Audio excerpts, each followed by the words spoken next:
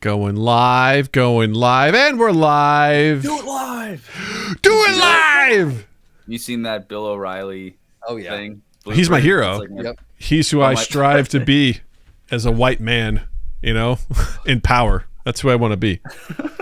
My grandfather, who passed away last year, who was like a great man, he has a lake house, and I was there like 2 years ago, and I went to his library, and there was a couple Bill O'Reilly books, and I was like, God, I mean, yeah. God damn it. Hey, a couple of books, that's one thing, but if it went, I think there's some steps that can go beyond that where you're like, uh-oh. Yeah. If he was like had Alex Jones books on tape or whatever, he does. Signed pretty pretty bad. bad posters on the wall. Yeah, right. Yeah. Wait, what? If he had the signed posters on the wall. Oh, yeah. Yeah. To my biggest fan, Pop Up. He calls him Pop Up. Yeah. Pop up. He was this Pop Up was on Instagram, and he had the best Instagram name. I don't know who came up with it, but it was Popcorn B. I was like, what? Like, All right. I don't know. It was like taking the Pop Up and like making it into something like a screen name almost from like AOL. I love loved it. That's so good. Richie, how you doing, pal? Thanks for joining us. So, God, I'm always impressed with this. Richie's over in the UK right now, and he will pop in 3 a.m. for our podcast. So it's like bright and early over there. I know you work late, but damn, man. What time is it in the UK? I don't want to do math. 3 a.m. Yeah, you're a trooper. 1:03. 103. 103. Oh, that's easy. Still late. That's fine. Just You're not after up midnight. Go to bed. Yeah. It's fine. It's fine. You got to unwind after a long day at work, Absolutely. Absolutely. That was for you, Richie. A terrible accent, just out of respect for your region.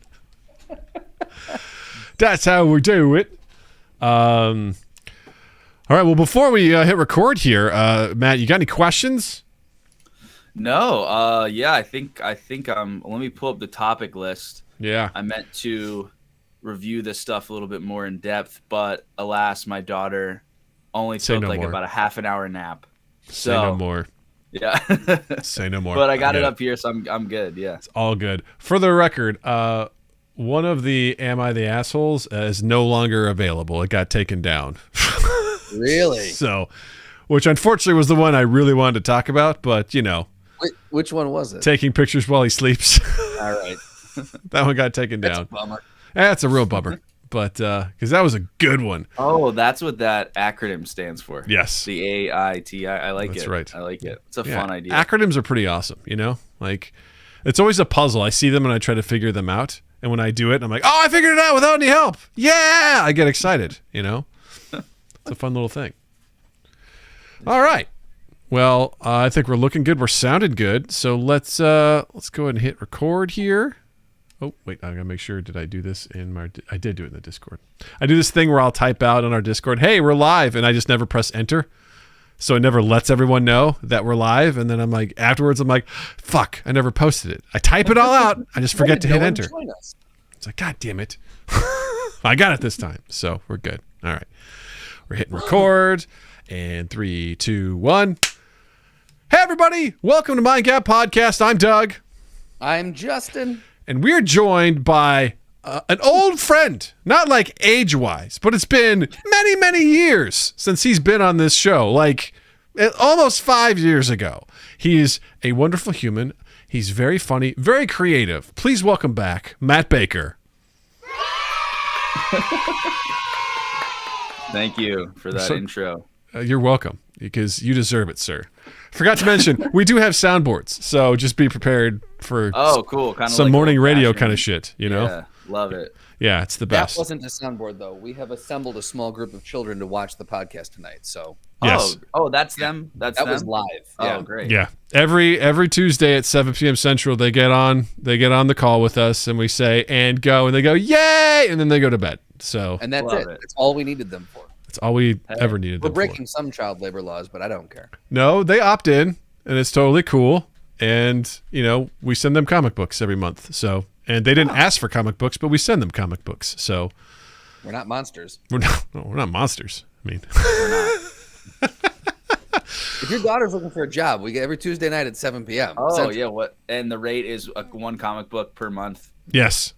Okay. Yes. Yeah. I'll ask her. She probably would do it. I'm sure she would be I'm sure totally she'll down. make a cameo at some point. I'm the one at home with her right now, so she's pretty all up on me all the time, which is adorable. But then, like one of my friends calls or something, I'm like going from room to room, hiding in closets just to talk, and she just follows. And so we'll see. Wow. I wonder what that's like, because my daughter definitely doesn't do that to me. She's like, hey, where's mom? I'm going to go hang out with mom. I'm like, okay. Oh, your daughter's got to be like 7 or 8. She's now, almost right? 7. She'll be 7 in like 2 weeks. So, yeah. She's but good thing is that, we have good conversations and we're pretty silly with each other. So we have a good time. I'm in my wheelhouse right now. She can talk and communicate. I'm like, now we can have fun. Like everything before 3, I'm like, I'm here and I'll help, but I don't know what you want from me. Like, I can't really contribute much to this. I mean, it's fun.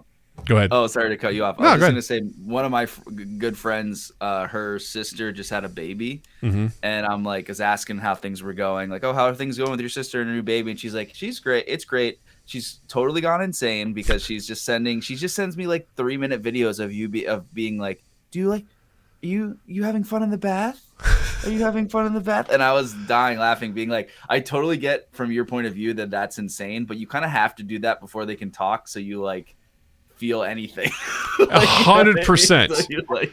You're trying to connect with them on any level, and the only thing I really, because obviously she had a connection with my wife because breastfeeding and things like that, like they were just stuff. And I'm like, hi, carrying her around for 9 months. I will lift you up and I will do silly moves and things like that, but I can't really connect with her on a level, whereas now she's like, Dad, you're funny, and I'm like, that's all I need to hear the rest of my life. Like, I'm good. You think I'm funny?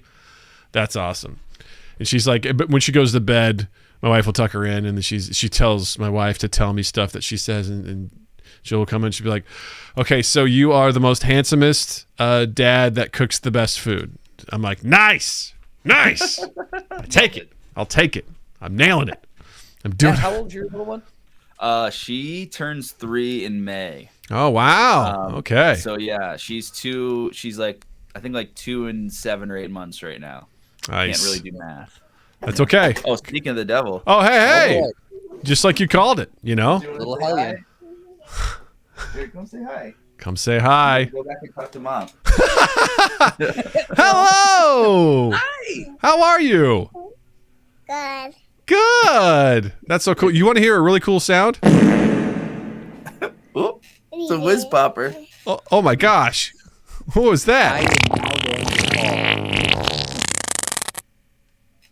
These are going to be whiz poppers from now on. I like that name. Whiz popper. It's from the BFG. It's not an original, but yeah. I still like it though. Well, it's used. great. Yeah. Great. Oh, a whiz popper. You say it with a British accent. It sounds so, innocent. Whiz poppers. Okay, Flibbo, can you go hang out with mom? No. That's so classic. It's all good. Tell us your thoughts on the Netflix password situation, little one. Yeah, little one. What do you think what about do you think, Netflix? bro? They're gonna crack down on Netflix sharing passwords to other users, so you can't like get away with murder anymore. What do you think about that? Poop. You know what? I got you. You share I got the you. opinion of a lot of people. Yeah, right? A lot of people feel the same way. It's okay. I've been there, except I'm usually the other one where I'm like, here, come to me. And they're like, no. She's like, no, I want to stay with mom. I'm like, okay, I guess. Okay. Well, maybe we'll just continue as is and she'll get bored. That's fine. That's all good. Yeah. That's totally cool. Well, I'll tell you what. How about we start off with a little bit of housekeeping? This will probably put you to sleep. For all of you that are watching right now, if you're enjoying what you're seeing right now, hit the like button. And if you're listening to this, did you know we live stream live on YouTube on Tuesdays at 7 p.m. Central Time at youtube.com/mindgappodcast? That's right, we do. You can come hang out with us. You can be like the cool guy Richie, who's staying up late after work. That's us. Yeah. Who's right there? That's Florence. Hey, Florence. Yeah, that's Florence. Also, if you want to check the description out below, you can find the link to our Discord. You can come hang out with us. join all the cool people, be part of the Mind Gap community. You can check out our link to our merch at redbubble.com. And also, if you're feeling so inclined, you want to throw some money our way, patreon.com/mindgappodcast. All that good stuff is there. And yeah, that's the housekeeping. Bing, bang, boom, done. Doug, I think you're getting better at it because it was actually engaging and not putting people to sleep. Oh, man. Very succinct as well. Dang. Yeah. I failed this time. I meant to put people to sleep, but it just didn't happen. Engaging. I'm engaged with the moment. But it's all good, because I respect this because I know exactly what this is like, where you're like just living your life. Yeah. And this is the beauty of our world now. Do you by chance work from home at all, Matt, or are you out and about enjoying the world? Sorry, it's Don't apologize. A lot of controversy going on. No apology. What'd you ask? I said, do you work from home at all? No, I'm just full time at home with her because when we moved to Portland, one thing we were living in LA and it was like crazy competitive for childcare there. But Jesus! At the very end, she got in, but then we moved here. We did this whole we went back east for the summer and then we went to Italy. And then by the time we landed here, there was just 6-12-month wait lists everywhere.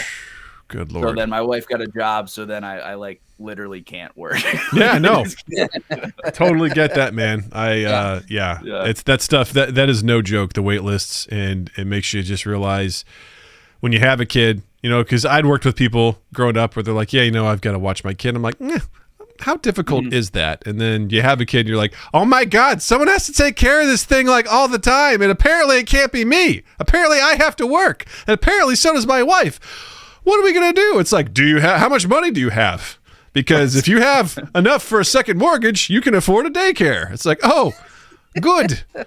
I was so thrilled to get her into public school this year because I'm like, yay! Oh, that's gotta be great. There's $1,700 back in our account every month. That's crazy. Yeah, it's wild. It's absolutely wild. The cost of childcare will never cease to amaze me. It's insane. I mean, I've a lot of friends who are either in it or just past it like you, and I still cannot wrap my. I've heard dozens of stories about the cost of this, and I cannot wrap my head around it. That is absolutely incredible. Yeah. I mean, I'm thankful because it was a great daycare. I mean, they took care of her basically from 7:30 until, it could go as late as 6 o'clock at night, and they gave her breakfast, lunch, snack. So, and she learned a lot, had a great experience, but I'm like, God damn, I want to get her out of here. Let's get her to public school. This is a lot. This is so much. Sorry, 1 sec. All good, man. We got it. We got this. It's all good. This is what it is now. This is life, Look, you've seen videos of Diplomat on Zoom, right? And kids are running in the background. It is what it is. It's life. It's real life. And if we pretend that this isn't real life, we're lying to ourselves. Yeah. What's going on out there now? What's the status? Oh, I think they're gonna try to go for a walk. It does not sound like it's off to the best start. It's okay. We'll see. Hey, she's very. I think it's her age, but also her personality. She's very, very willful. You literally can't make her do anything. And it's like, I don't know, was your daughter like that, Doug? There were, it's so funny how much your brain just forgets a lot of that stuff, in those moments you deal with it and move on. I remember she was relatively easygoing for the most part.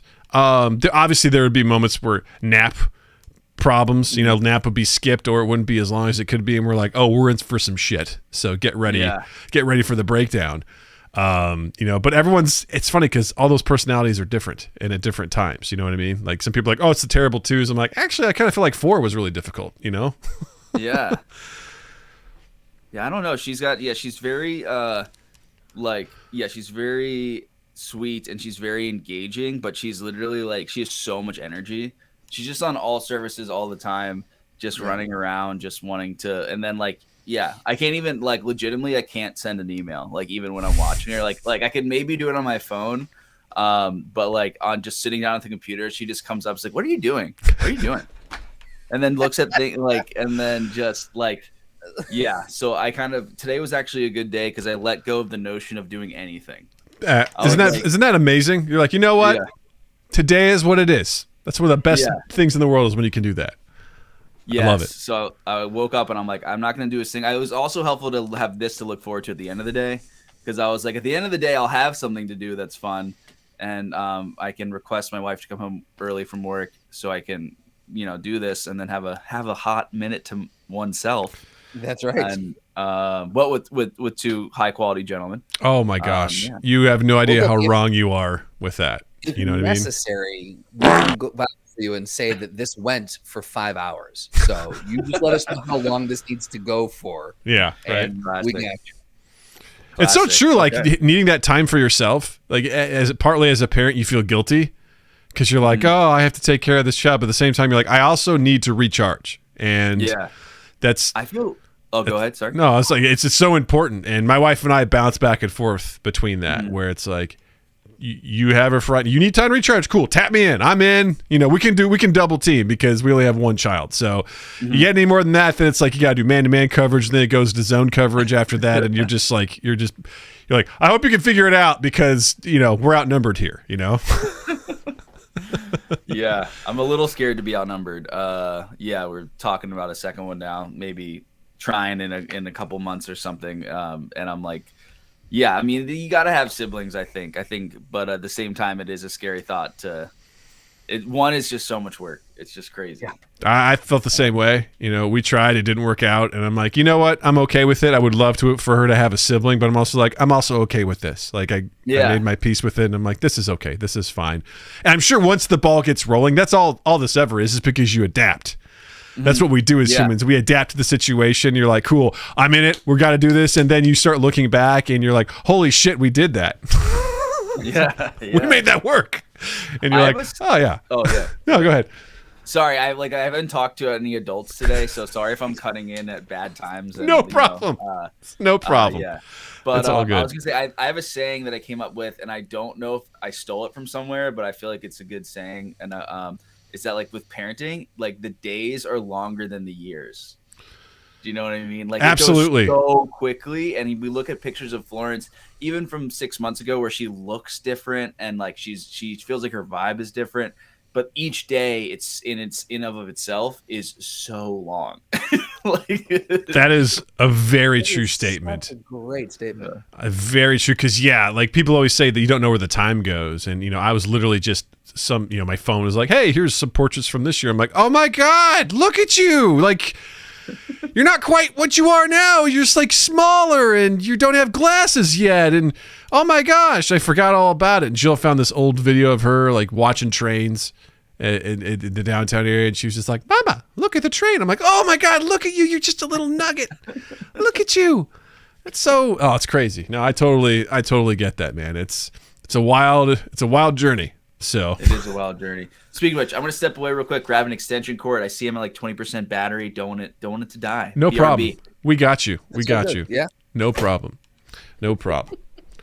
I do love that phrase that he's got though. Oh, it's so longer than the years. That is so apropos. I mean, and I'm sure it applies so much to parenting, but like you can look at a couple different facets in life, and that's probably so applies true. to your work too.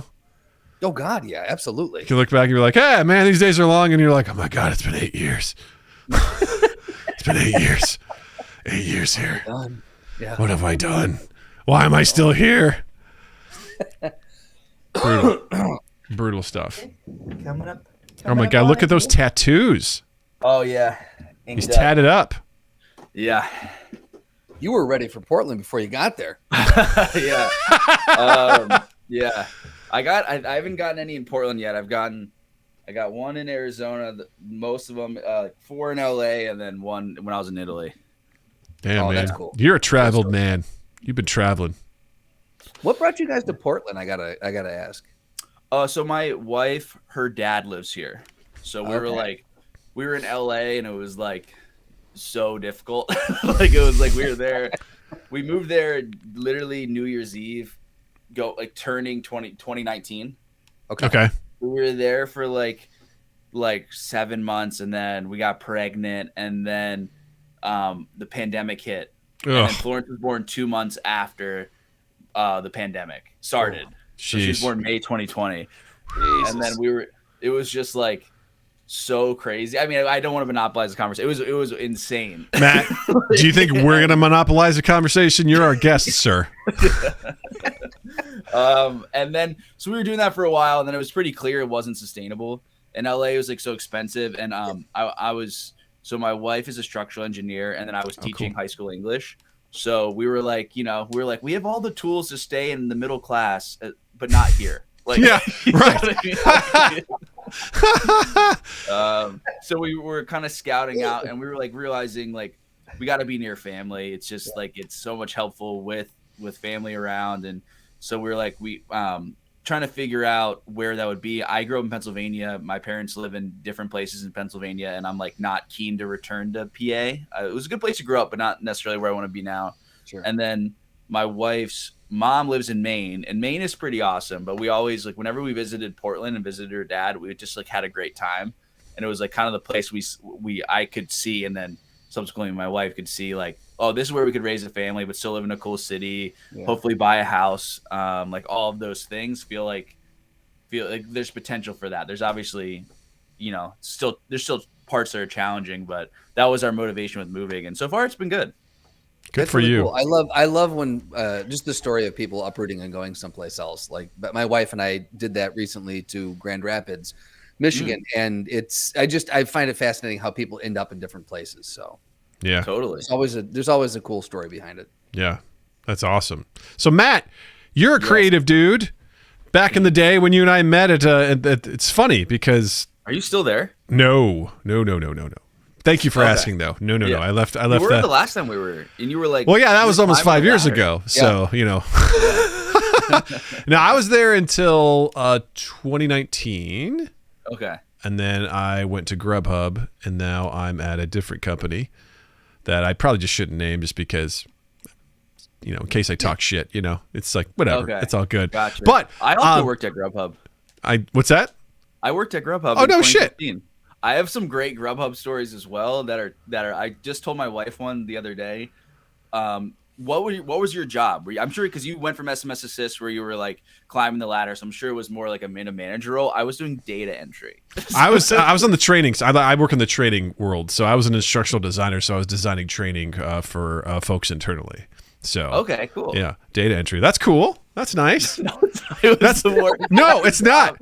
It was so, Dude. It was great though because it was so bad. Like in hindsight, it's one of those things. It's like, it's like now that I'm not in that, it's so fun to be like that was awful. Like, Yeah, of course. It's like you don't want to. I mean, to me that sounds like it'd be my nightmare kind of job because. Can I tell you like just a little bit about, okay, so Yes. all right, I got like catfished for the job, which is hilarious. So it was spring 2015, right? It was like March, and I had to interview, and I got a job at the Chicago Parks Department teaching soccer, and I also was working with a temp agency, and they were like, they told me it was a writer / proofreader, like that would be my title. So when I was like trying to weigh the options between these two jobs, and I was like, the Parks Department had a higher wage, but it was only part-time. And I was like, it's full-time, it's writing, but it was like minimum wage. It was like $11 an hour at Grubhub. And I was like, all right, I think ultimately I'll probably make more money. Okay, I'll take it because I want to write. Anything that's writing, I want to do. And I get there and I go to the secretary, and I'm like, hey, it's my first day. I'm here for like the writer proofreader job. And she was like, do you mean the data entry job? And I was like, no, I mean the writer proofreader job. And then she was like, oh, all the data entry temps are here. And then I was like, just saw like other 22, 23-year-olds just sitting like on like this, and I don't know if it, like whatever we call a bench that's like made of cushion and foam or whatever. Sure. They're sitting on that, and I'm like, oh crap. And then it's like, so it's kind of like being catfish. They lead us to I'm not even kidding. They lead us to like a dark space, and there's 6 of us, and they put us in this room, and they're telling us like about the Grubhub style guide and the kind of the role, and then they're having us do kind of little tests, and I'm annoyed, and I'm like, but not saying anything obviously, and I'm just like, all right, I'll do this BS, and I start doing it, and at the end of the day they fired someone. So they just didn't take this person on. In the morning there was 5 of us, and they're like, yeah, so and so just wasn't like typing fast enough and like was making a lot of errors. We just didn't think they were a good fit for this. And then they progressively fired 2 more people. And then we had like basically a week of typing auditions in a dark room until we got hired on for temporary 6-month contracts at $11 an hour. Isn't that crazy? That's an insane vetting process for such an remedial. Like, it also sounds like a really, really bad spinoff of Men in Black. Right. How they recruited. Right. Yeah. Corporate Men in Black. It was wild. And then I lasted about 6 months, and then I got like a beast of a diner menu that I just got so apathetic towards, and literally just took as long as I could. And then once my 6 months were over, and they also would talk. The executives were all on the floor. Was that still how it was, Doug? Where all the executives were just out? Yeah. Yeah. And apparently, one of my friends, Katie, who I'm still friends with, who I met there, was like, "Oh, they were talking about you." And then I was like, "Oh, what'd they say?" And then they were like, they're like, "Oh, they were like Jay said like you took 2 weeks on a diner menu, so you're like they don't really like you." Like, they just said that publicly. He was like, "Well, they were talking, we all heard it, so yeah." And then like 2 days later, right? At my desk, it's a Friday at like around 2 or 3 p.m. Can't quite remember. I get logged out of everything. like all of a sudden, I'm just like a CD drive, just ejected back like to the front screen. And I can't log into anything. So I go up to this woman, Sarah, and I'm like, she's kind of like not quite IT, but kind of the liaison between. And I was like, "Hey, I got logged out of everything. I can't log back in. I know my password. Like, can you do a little reconnaissance for me?" She's like, "Oh my God, that's so weird. Sure, I can." And then like maybe half an hour later, I feel someone looking at me, and I look up, and she's staring at me, and we make eye contact, and she looks away. And I'm like, she totally knew I was getting like let go. Like, and that's why they did it like 3 hours. Like, they didn't time it so it was that night. It was literally while I was still working there, I couldn't do anything. And I was just sitting there being like, this is really weird. And nobody else, it wasn't happening to anyone else. So I'm like, something's up here. And I got to the train platform, and I got a call from the woman who catfished me in the first place being like, "So Grubhub would like today to be your last day." Oh my God. What a passive aggressive move, man. I mean, I don't know. It was so wild. I'm like, it just really makes me laugh that like I love that I had that experience, but like at the same time, it's like sometimes I'm like, how is this allowed to happen and like no one know? Like, you know what I mean? Absolutely. Yeah. The more that I work and the more that I hear from people, you know, my wife is in HR. And so I hear about all the nonsense that goes on in her company because she's basically an adult babysitter in her role. And the more that I hear about this stuff, the more I'm like, oh, we're all just a bunch of idiots. Like, I assign so much respect out of the gate for someone with like a certain title or a certain role because I'm like, oh, I just assume like they know what they're doing. They don't. Most of the people don't. They really don't. They don't know what they're doing. They may know, they think they know what they're doing based on their set of experiences, but then you're like, oh no, that's a terrible idea. Why are you doing, like, my wife will describe to me what's happening. I'm like, how old is this person? 22. She's like, oh no, they're 56. I'm like, what? This person's going to be retiring in like 9 years and they're doing this? Are you shitting me right now? This is an adult? What? I just lose my mind because I'm like, how is this a thing that's happening? It's just, but it also gives me a little bit of peace because I'm like, oh, well, if they're idiots, then I'm an idiot and we're all the same. Like that kind of brings me peace. I'm like, oh, okay, we're on the same level, kind of, you know? It's like when you're growing up and you realize your parents don't know everything. Right. It's that moment you're like, oh, we're on the same playing field now. Gotcha. I got it. Okay, we're all the cool. same. We're all the same. I really had that experience becoming a father, but also becoming a teacher where I was like, when you're a kid, you think everyone has like a peer-reviewed, highly tailored plan for like your happiness and success. But then it's like everyone's winging it and just kind of doing the best they can with the resources they have. And most people's best is bad. Like, you know, That's so true. That's so true.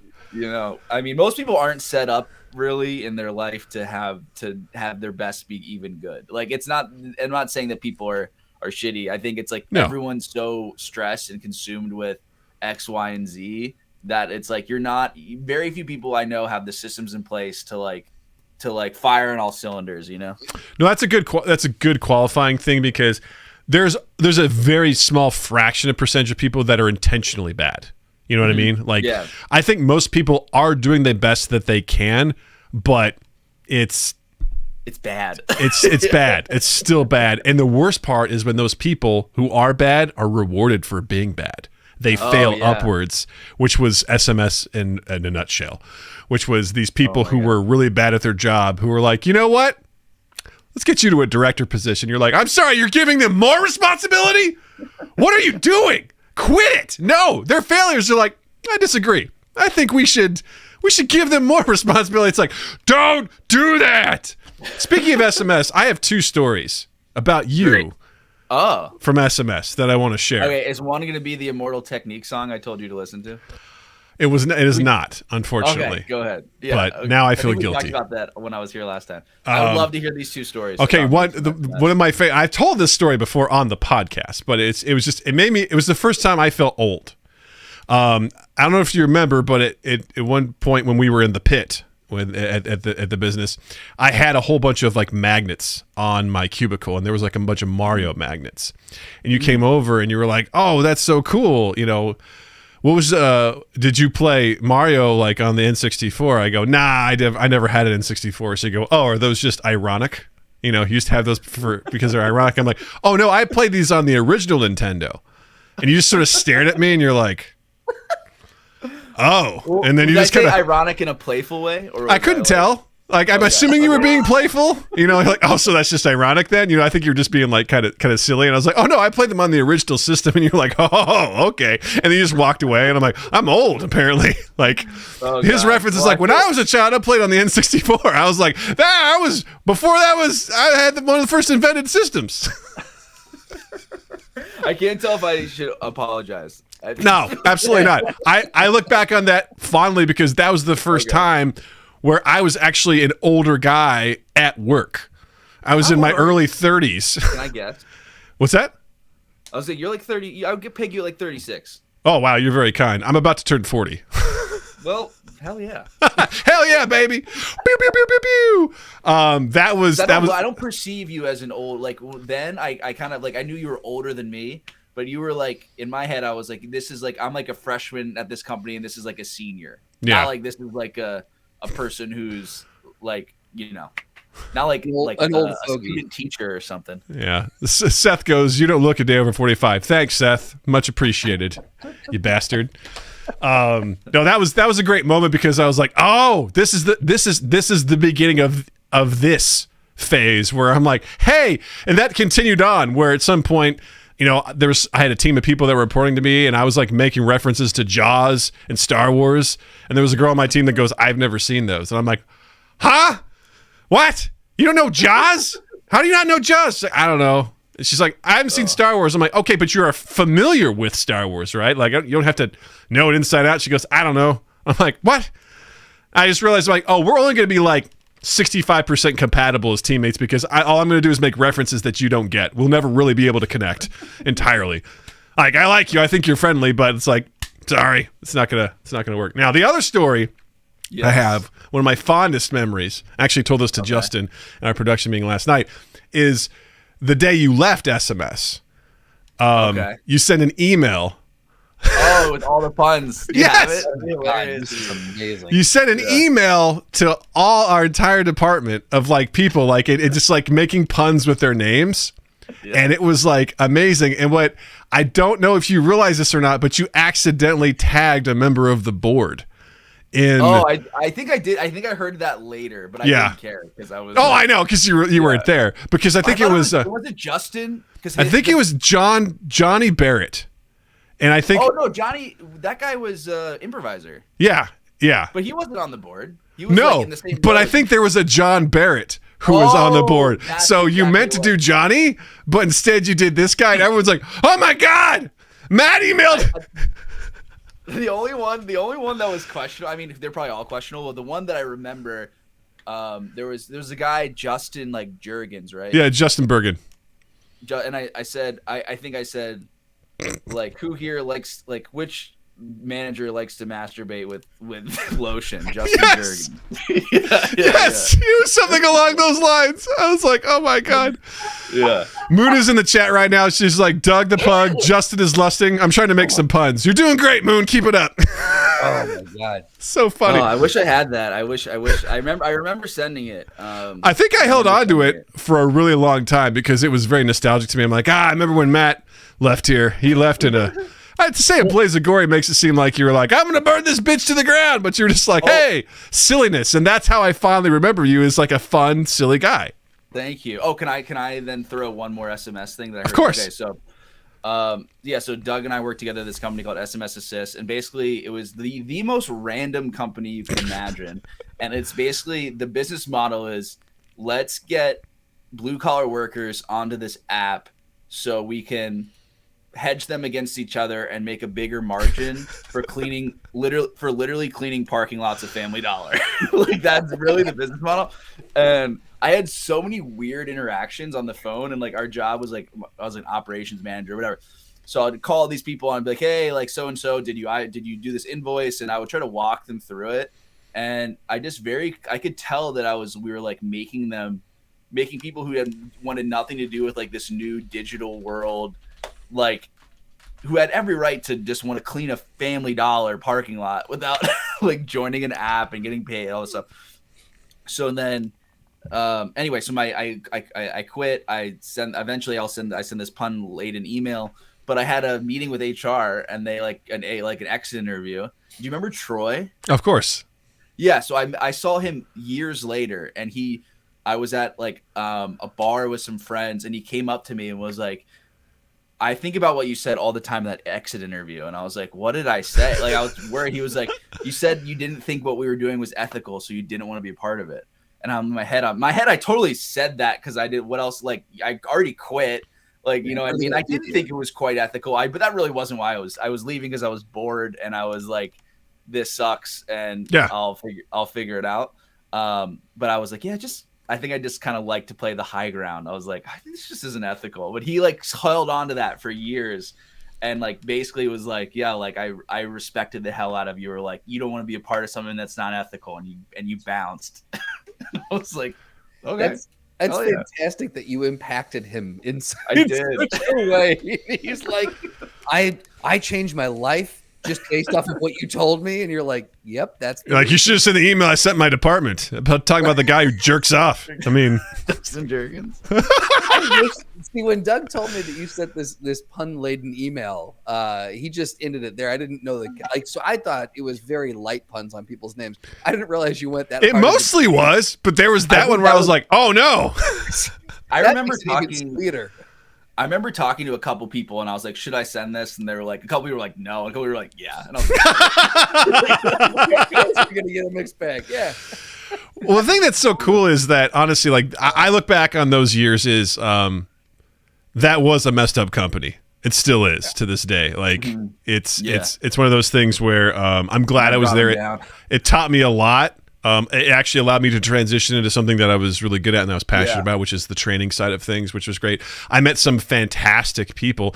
I honestly look back on that fondly for the people that I met, like people like you and, you know, do you remember Omari by chance? Omari Brown? Yeah, Omari was cool as hell. Yeah, we actually just had him on a couple weeks ago. He fucking works for The Late Show with Stephen Colbert. Like, oh wow, he's an assistant. He's an assistant producer, like on that show now. Awesome. Yeah, he was very kind and unassuming.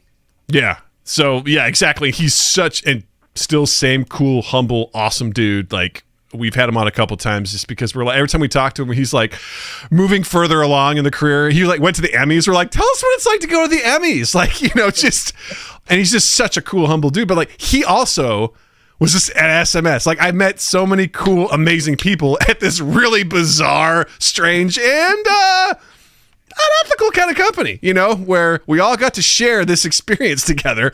But I've had some lasting bonds from people that I haven't really had it. Well, I mean, Justin actually is probably the king of all the people. Justin and Drew, because Justin and Justin's work partner, Drew, I met Drew at a hotel job, which was hell. Because of him, I was able to get out of that. And because he got me to this other job, I met Justin. And because of that, here we are today. Connections. Wow. You know, that's how it all works. And it was amazing. But I have fond memories of like that time, like hanging out with people like you, like Omari, and doing this weird job, really weird job.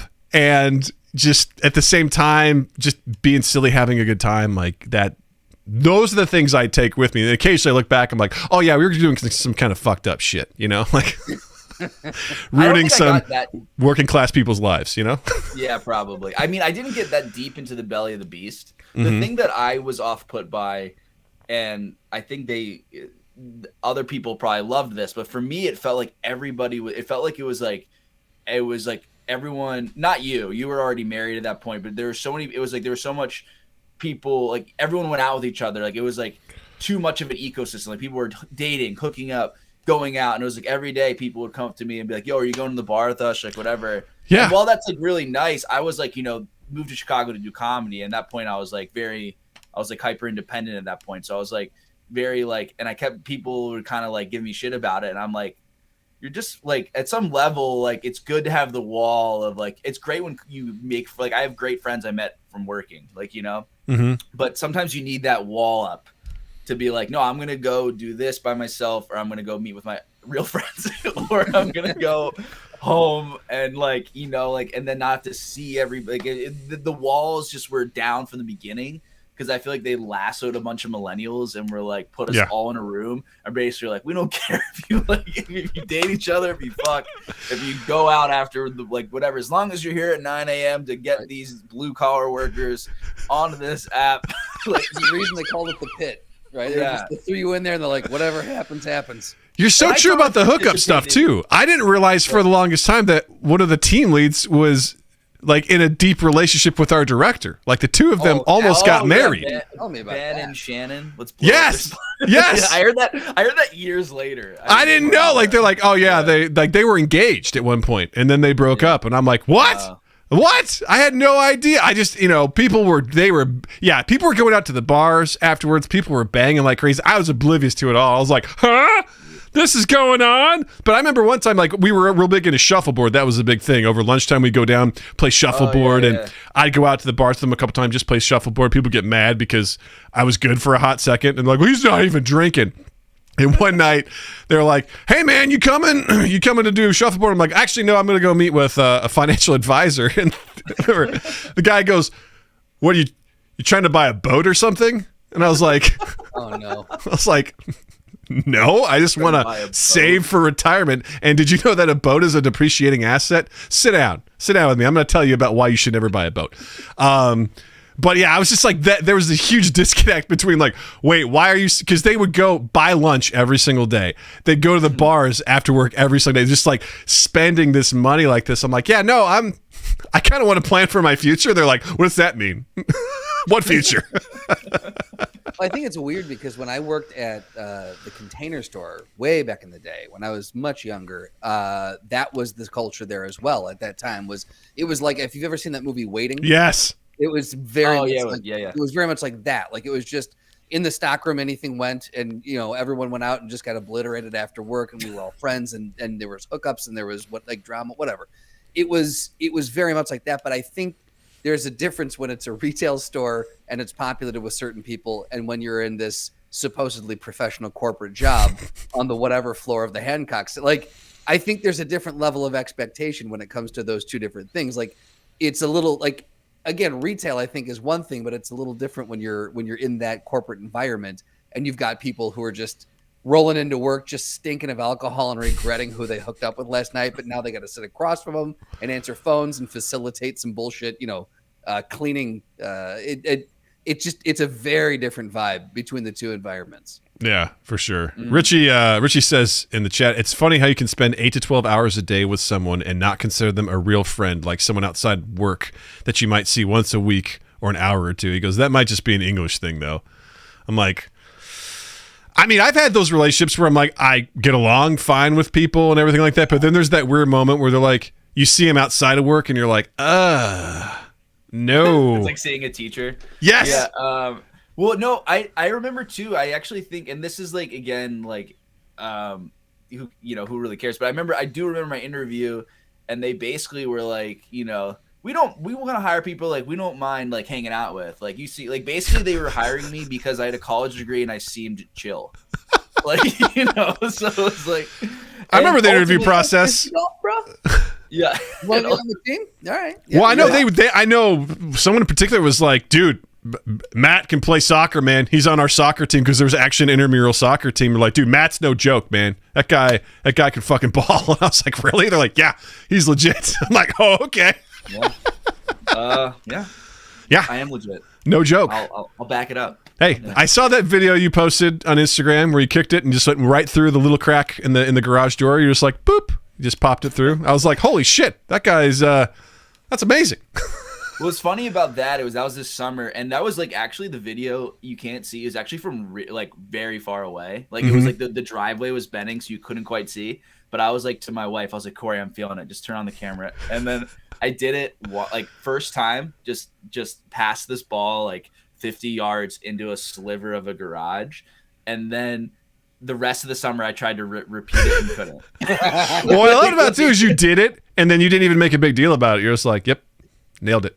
And you're like, what do you want from me? I literally tried goat? every day again for like 30 days because we were in Maine for like a month. I was just out there trying to repeat it and just couldn't do it. But it's because there's certain things you do when you do it intuitively and confidently, you pull it off. But as soon as you start thinking about it, you're fucked. Yeah. Like sleep is a great. I've been having little sleep issues, and as soon as I feel my body like this wave of probably melatonin like surging into my skull, I'm like, it's happening. Get on this. And then the act of being conscious of that, I'm like, oh fuck, I'm still awake. Like, yeah.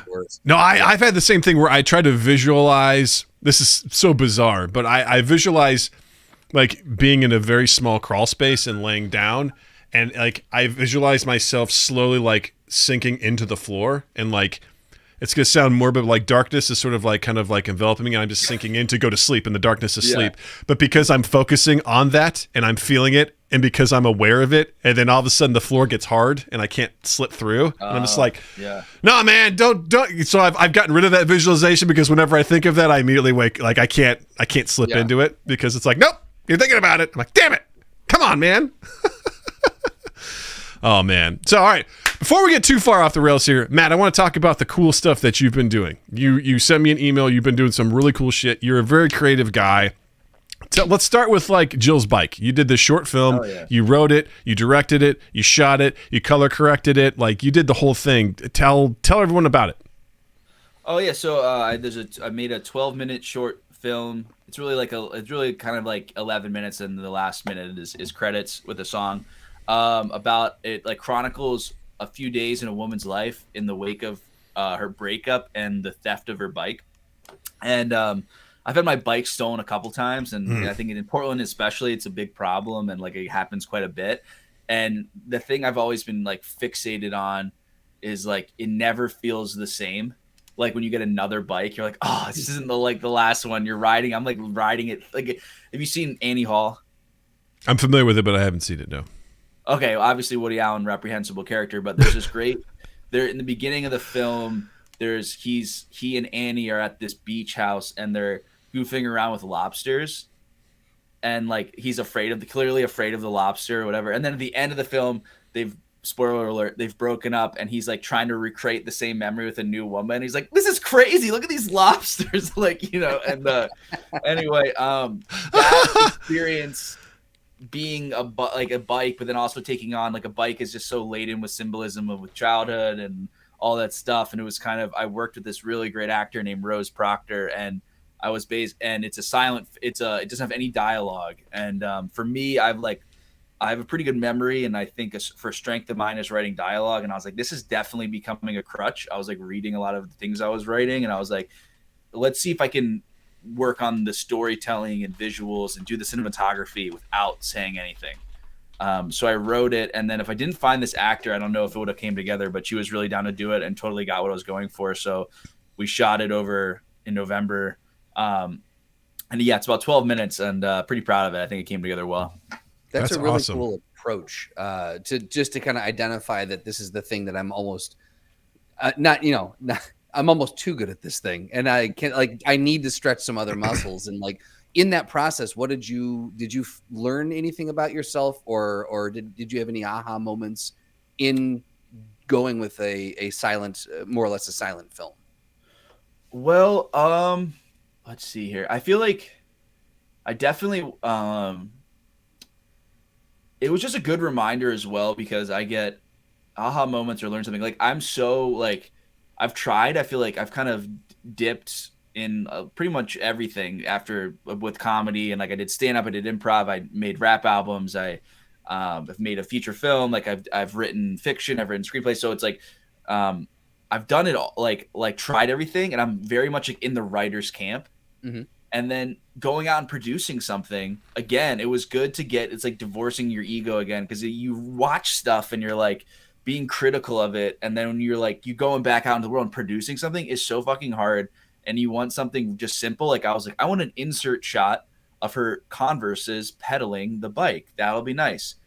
Oh, I don't have a dolly, I'm not gonna get a permit and rent a car and do this thing. So it's me scurrying along holding a camera rig, and all of a sudden I realize you can hear my footsteps. I can't use any of it. Like, you know what I mean? So it's like, Right. It's good for anybody who's into screenwriting to make their own things, because it's like you have to, because I wrote this script and it was very compact and precise, and right away I was like, we can't make it like how I put it in my head, but here's what we can actually do. Sure. And then and I kept telling myself as well, you get what you get and you don't get upset with like the footage. I was shooting the whole thing on my phone with an anamorphic lens attachment and like a mic. And I was like, I'm just going to put my best foot forward, and like whatever I get, I'm just like not going to complain about it. I'm not going to reshoot anything, because I want to make something. It's been quite a while since I made anything. Yeah. Yeah. So that was stuff I learned again, just to be less critical of produced work, and to like remember how hard it is, and have that go with that instinct instead of the writer brain, if that makes sense. Yeah, absolutely. It's the hallmark of an indie filmmaker. I mean, you've got to putting yourself in the role of all the roles and understanding how they all operate, and that your mantra that you get what you get, you can't be upset about it. Like sometimes that is what it is, and you're like, okay, this is what I have. I don't have any more money to do it. I don't have any more time or whatever resource I'm lacking. How am I going to make this work? And I think that's a wonderful exercise in creativity and filmmaking. For the record, in the chat, Moon Silhouette says that sounds great, Matt. So you got Thank someone you. who's like impressed with the effort. Because sorry to cut you off, Justin. By the way, I didn't mean to do that, because I'm a bad friend. So I was just going to ask about lighting. If you use practical lighting, or if you actually set up any lights. I did not use any lighting. Okay. I did all natural lighting. Some of it actually, that was a good thing too, because I wanted to just produce something in Portland and spend as little money as possible. Mm-hmm. So I spent the whole thing, in total. I bought a camera lens, or the lenses for my phone. I bought, I paid for food on the day, and I wanted to stay everything under 400, or like around $400. So I didn't want to buy lights, and I was like, I'm not going to buy lights. And if it becomes clear for my next project, I will buy lights. It's clear for my next project, I need to have lights. We learn, right? We learn as we go. That's because it was because of the lens, and I got a lot of natural light stuff, and that all stuff looks amazing, super easy to color grade. I was like, can't believe this is coming from my phone. But then the stuff that's indoors, like so many great performance moments was like just really washed out or weird or grainy. So I think for the next time I shoot something, I probably won't buy any lights. I'll probably hire a little gaffer or something. That's awesome. Yeah. I was gonna say the closing scene where you're tracking her on the side, and then you stop and she keeps walking, and you get those traffic lights, mm-hmm. or the headlights coming in. Yeah, you get those beautiful lens flares coming across with that anamorphic. Like it was the outside, like you said, the outside shots. You picked up some real just gems on the outside. It was wonderful. I think the kids today would call them bangers. Those are some real bangers. That's what it is. Bangers and mash. Yeah, bangers and mash. Oh yeah, have you guys seen it? Yeah, if it's okay if you have it. Okay, cool. What were your thoughts? I thought it was a lot of fun, because at first I was like, I turned on closed captions because I'm like, I can't hear what she's saying. Like when she was like staring at herself. She's just like talking. I'm like, I didn't hear what she said. I'm like, oh wait, there hasn't been anything spoken yet. Oh, I'll get it. I get it. There's no talking in this. Got it. Understood. I thought it was fun. I especially liked. I like watching stuff where you treat the viewer like a smart person. you know, and you're like, we're going to tell a story without having to beat you over the head with this, you know what I mean? And you were able to, there was a lot that you were able to understand and enjoy and I think empathize with, like the breakup, how you're feeling after the fact, trying to figure out what to wear, what, you know, like there was just a lot of that stuff that, you know, just I can identify with, like just feeling down, depressed, and then having the bike be stolen too. You're like, God damn, like I feel like it tapped into a lot of cool stuff. And what I love hearing you talk about with this is part of the problem I run into is I have a lot of ideas. I can't get them out of my head, partially because it's a lot of work. And also I'm scared sometimes, you know, because I'm scared to be vulnerable. I'm scared to put the stuff out because I'm afraid for people to judge it. But I've slowly been getting better with that, where I'm like, you know what? I'm just making this for me. You know what I mean? Like, I want to make this because I want to be able to create something. So whenever I hear someone be like, I have a colleague at work she's writing a book. And she's, you know, she's feeling, you know, she's like, oh, you know, I don't know. She goes, I think I'm done. I don't know what to do. You know, I don't know who's going to be an editor. I was like, find some, there's a freelance market out there. There's absolutely going to be editors. I'm like, you need to do this. Like, do this. You're creating it. She's like, well, I don't even know, like, you know, publishing. I'm like, who gives a shit? Self-publish it. Get it out there. Do it. Make your thing. You've put this time into it. Make your thing. Do it. Because that takes a lot of effort, a lot of work, a lot of time to do it. And it absolutely just... I find you very inspiring to be like, I'm going to go make this thing, you know? And what I love about it too is you're like, you know what? It didn't go as planned, but I learned for next time what I'm going to do. And I think that's really cool because a lot of people, myself included, get so much into their head that they don't even get moving because they can see every obstacle a mile down the road. And they're just like, nah, I just won't do it. And you're like, fuck it. Let's do it. I don't give a shit. Let's see if we can make this happen. And you did it. And I think that's awesome. That I think is, it sums up your personality so much. When I think of you, I think of Matt as this carefree in a good way, creative, funny person who's like, fuck it, let's do it. You know, I'm going to send an email to the whole place about this guy jerking off. Who cares? Like, whatever, you know, it's all good. Thanks, man. I appreciate that. Yeah, I don't know. It's good. It's the thing that I think people have to remember is if you try something and you fail, no one has to know. You know, like, you don't have to like send it, you know. Yeah. I think there's a whole culture of, and it's a good thing, but there's this whole culture of, I've observed, tell me if you guys have observed this, where people view failure as a way to getting good at something, which is true, but they overemphasize in a sense where it's like, and then it puts failure almost more on this pedestal. Do you know what I mean? Yes. Like you have to have these epic failures that lead to fame. Mm-hmm. Yeah. Like rather than like something that sucks and you don't want to share with anyone. Like it's totally fair. There's another thing that I try to keep in mind as well. I know where I remember I read this. Remember Stumble Upon? Oh, yes, we've used that for a couple episodes back in the day. Oh, yeah. I used to stumble hard freshman year of college when I was smoking a lot of weed. And I saw a quote there that I don't remember it, but it was word for word. But it was basically like it's much better to be the author of something bad than the author of a hypothetical masterpiece. Amen. So, absolutely. You know, amen. I was gonna simplify and make it. It's better to be the author of a failure than the author of nothing. That's kind of how I would put it. Like same thing. You miss 100% of the shots you don't take. No fear. Bam. I remember those shirts. You know, I look at this as you can watch the worst movie out there, right? Battlefield Earth is a contender for it. But you know what? That film got made. People that when I've heard filmmakers or creators say it is the fact that a movie can get made is a goddamn miracle. That is true. The amount of effort it takes to make something, to put all of that stuff together, to write it, to get funding, to get, I don't know, SAG permission, to get, you know, all this stuff. Oh. I'm triggering Justin right now. You know, all these things to then get the actors and then to film it and then to edit it and then to audio and then color grade and then hopefully a producer doesn't hold it hostage and then, you know, like all these things, you know, and then to put it out there and be like, we did it. And then someone goes, yeah, that movie kind of sucks. You know, it's just like you forget and listen, I am the most guilty of doing that. years ago, I was the shittiest person where I'm like, that movie's terrible. Nah, the worst. And as I've gotten older, I'm like, listen, is that movie objectively bad? Yes. But you know what? I can appreciate the effort that went into it. No one sets out to make a bad movie. No one's true. like, we're gonna make a piece of shit. We're making a 1%er on Rotten Tomatoes, gang. A 1%er, okay? Right. We're going for it. No one intends for that to happen. We failed. Yeah, right? Yeah, if we get out of the 10%, fuck it, man. We didn't do a good job. No one intends for that to happen.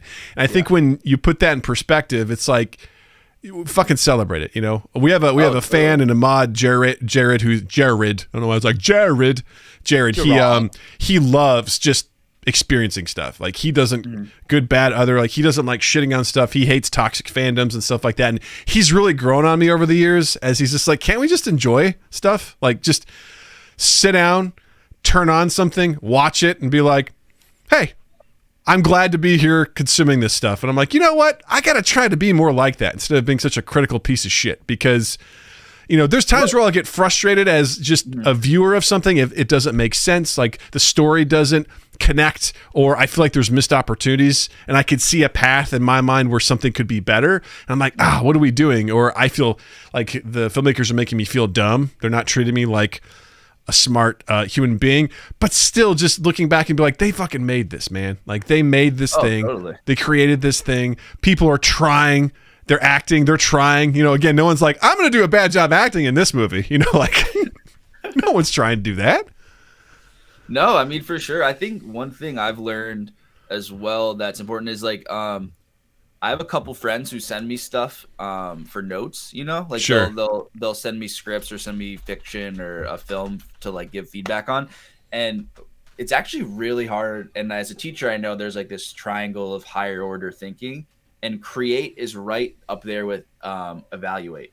It's very hard to evaluate something, which is why most critics and stuff, you read it and you're like, it's people viewing a film through a political lens and trying to like get clicks. It's very hard to have like a Pauline Kael or a Roger Ebert who has like a very thoughtful approach. And it's like, I've learned just from trying to give helpful critiques to my friends is like, you have to distinguish between what is inconsistent and what isn't to your taste. Right. So yes. Yeah. Yes. I am an instructional designer.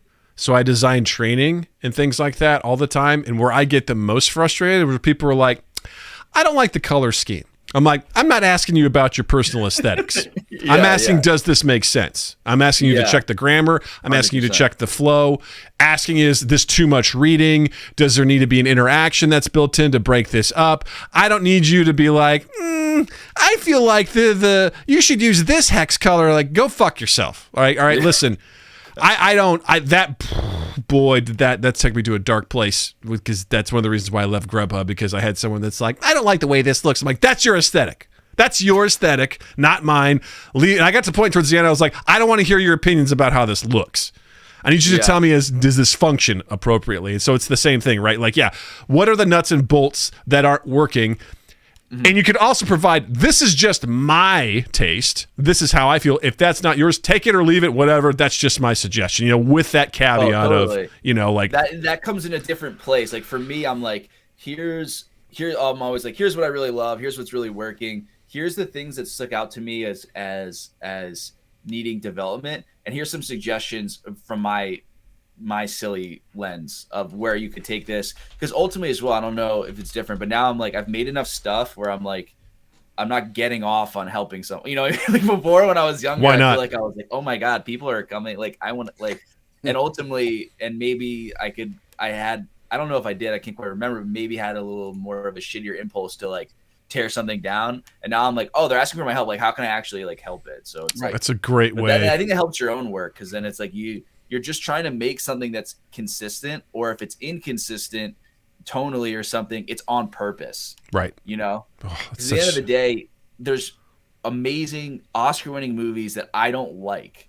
So, but you can't say it's objectively, it's bad. It's just not what you like. And it's tough when you're someone like the three of us, where it's like, and I think everyone views themselves as creative, where you want to make stuff, it's really hard to not be like, oh, I would have done it this way. Like the ultimate, and I'm going to plug my podcast now, the Film Yes. Podcast, which is about the best like book to film adaptations and all that stuff, talking about the writer, talking about the filmmaker, is the biggest example of what we're talking about. I had was seeing Once Upon a Time in Hollywood. I saw it on opening day at Quentin Tarantino's theater in Los Angeles, and I wanted it to be a very specific movie, and it was not that at all, so I just fucking hated it.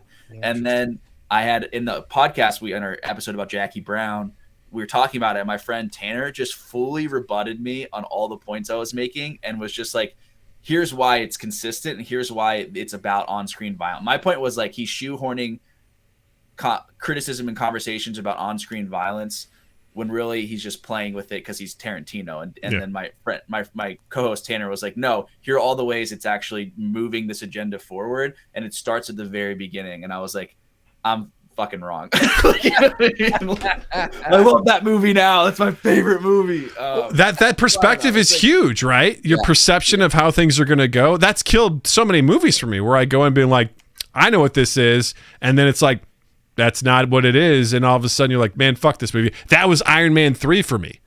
I went in, I felt like they lied to me in the marketing what that film was, and the twist that they had it in, I was like, fuck you. Fuck all you guys. Like, you just ruined it. And I'm about to rewatch that movie this weekend. I'm going through the whole Marvel Cinematic Universe with my daughter from, the release order, and Iron Man 3 is up next. So I'm like, I'm kind of not looking forward to it because it left such a bad taste in my mouth, but I'm like, I also haven't watched it in years, so I'm like, this might be good time for some fresh eyes. We'll see how this goes, and we'll see how we feel about it. What's that? You may not. It's great to reappraise stuff, like come back, like, come to it and reappraise it. Yeah, that's one of my favorite things to do is watch movies that I'm like, I love this as a kid. Watching it, I'm like, oh my God. Maybe this holds up, maybe? Yeah. I got a couple of good chats here. Richie would say, just because you can doesn't always mean you should.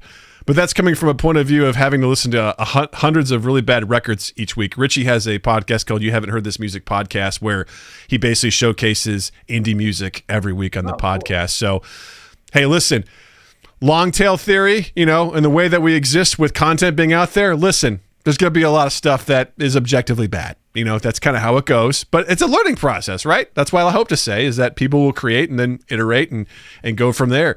And he also said art is subjective, I guess. One person's horse shit is another person's masterpiece. What's a movie or a book that you guys think is like, that you love, that like you feel like popular consensus is that it sucks? A book turned into a film, or either or? Either It's or. a piece of, okay. Yeah. Oh, man. There was a lot of backlash from some folks on the adaptation to The Sandman on Netflix. I love The Sandman comics. Is that based on the Neil Gaiman? Yes. Okay, yeah. I like the adaptation. I think some people don't know how to read and don't know how to look at pictures.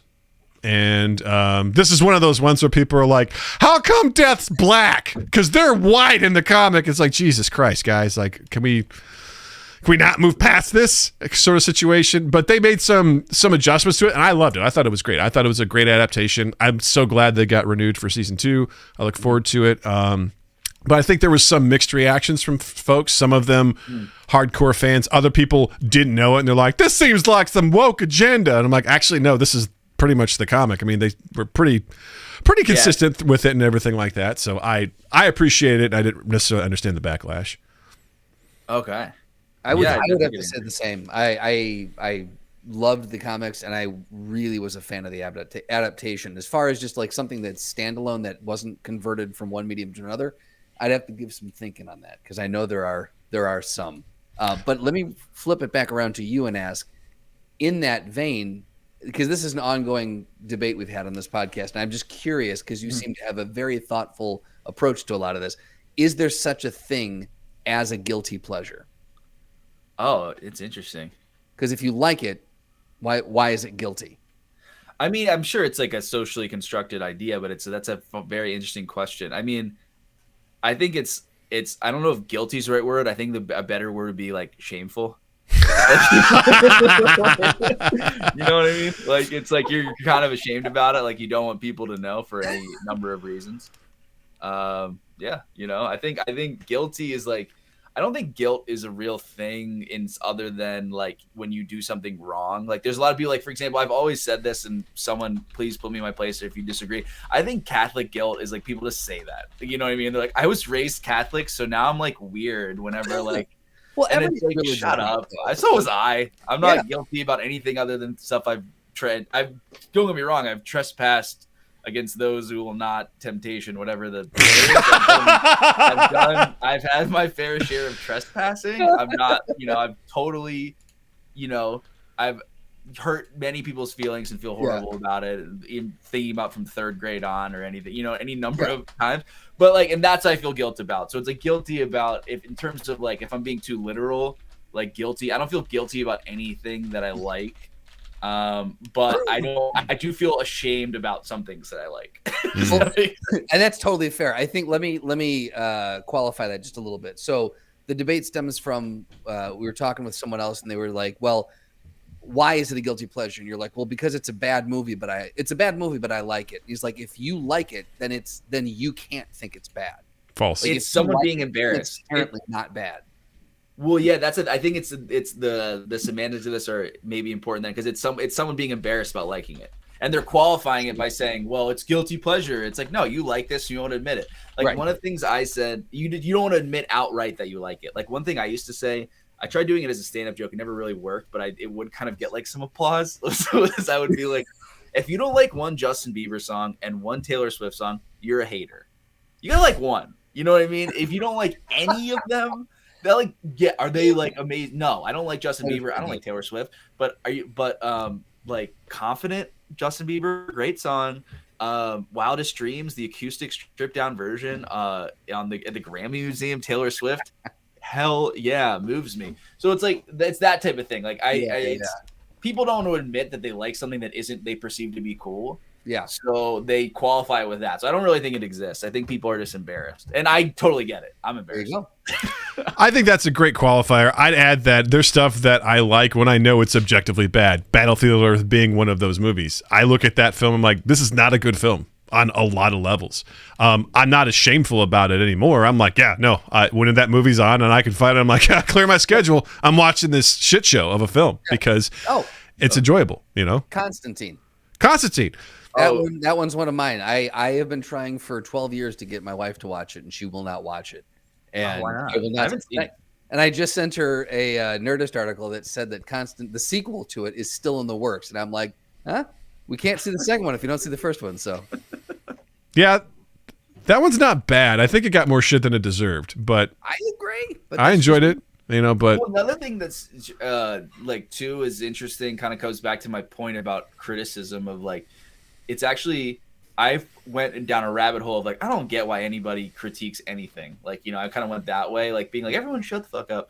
And then but then I was reading about it and being like, no, there's always been good criticism. Whenever there's good, interesting work, there's good, interesting criticism. They're parallel disciplines that go together.